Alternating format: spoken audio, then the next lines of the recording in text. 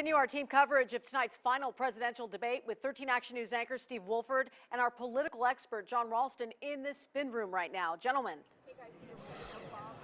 Thank you, Tricia, and we are back among the politicians and campaign operatives who've been in the spin room to try to put on the best face for whoever they thought won the debate tonight.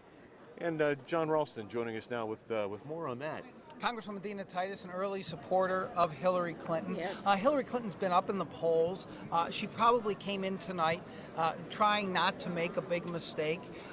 What do you think the biggest moment of the debate was tonight? Well, I think the only really new thing, because she came prepared, she knows the issues, she looked presidential, but the new thing was Donald Trump actually admitting he might not accept the results of the election. You're a political science professor. Have you ever heard of anything like that? And what do you think the ramifications are of that?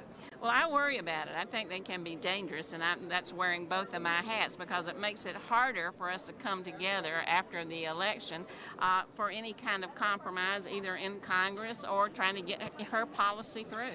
His statement was to the effect, "I would look at it when it happens."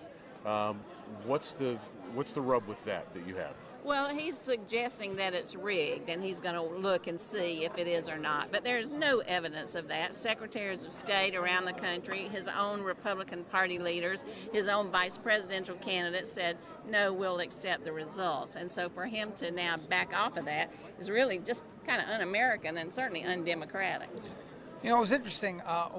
Chris Wallace, I thought, did a really good job of pressing both candidates. He pressed Secretary Clinton a couple of times on some issues, including what was found in WikiLeaks in the documents, including her statement supposedly supporting open borders. Are you worried about that?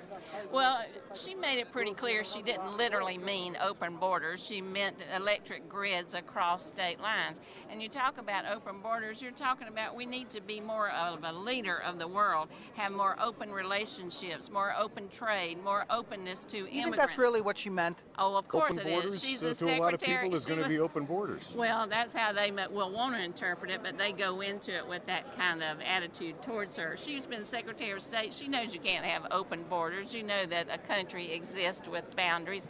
Maybe it was a poor choice of words. All right, Congresswoman, thank you for joining us. Thank you. Congresswoman Dina Titus. We'll send it back to you, Tricia, from the spin room. Thank you all.